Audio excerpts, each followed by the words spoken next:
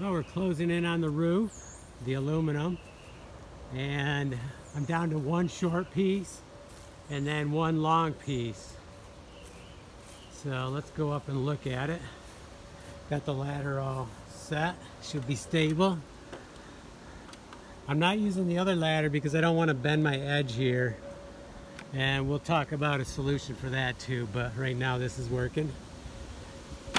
So what I did was I put the bottom row on, rolled it up, rolled it out along the top of the roof, or right in there. You have to roll them gently. You can't just let them go because they want to come down. So the roll will end up coming off the roof and then pulling the rest with it. So you have to do it gentle. I then came off the roof, got the step ladder, pulled the other ladder down, the extension ladder down, and then gently slid this piece down into position. And then clamped one end, went over, clamped the other end, came in the middle, got that just right. And you can tell by moving it up and down that it's stressing on the top or the bottom. So you can tell when it's straight. And then I started screwing from the center, went out, and then did the other side. Then I did the same thing with the next one. I went up onto the roof after this one was screwed in, gently went up onto the roof, rolled out. The next one came off the roof, so I'm on the step ladder, and then gently slid it down into position, and then screwed that one in. Then I had two short pieces, so I went onto the roof with one at a time, put them into position, screwed them in, being careful. You have to be careful and take your time. But remember, every time you put on a strip, you're covering a lot of square footage. So one of these strips is covering about 34 square feet of roof, just one of them. The short ones are less, of course. So, you know, take your time. It's not a rush. You don't want to be falling off the roof or anything like that. It's just not, you don't want to be doing it. So now I'm left with this one piece here. Now notice this piece is only underneath a little bit. So I'm going to get this short piece in right here. Then I need one long, then I think I'll have enough for one long piece. It's 34.5 feet.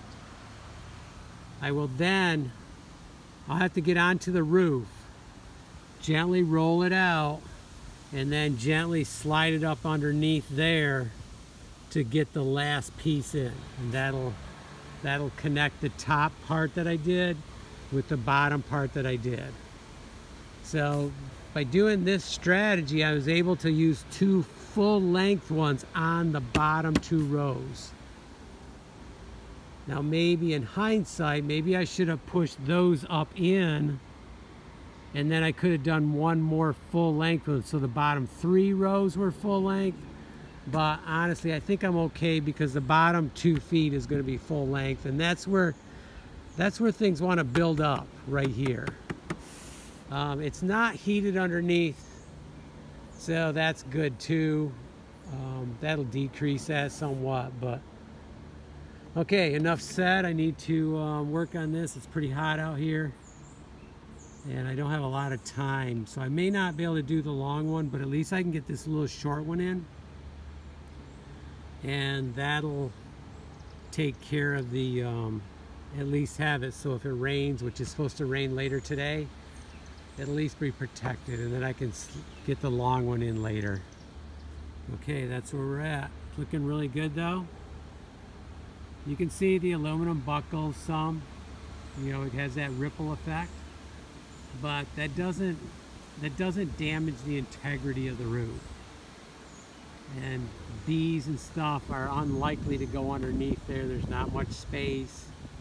And if they do, they're going to get crushed in the winter, but I don't see anything going in, and they can't get up in very far, so it's not. And maybe it's a source of ventilation too for the roof. Now in this case, it's not of concern really. It's not closed in underneath, but if it was up there and that was venting the roof some, that's good. That's really good. So I think that's what we're seeing in Lewistown, is that where I put the aluminum on, it's also a vent situation. And that's not abnormal. Slate roofs do the same thing. Okay, enough said. Let's get this piece on.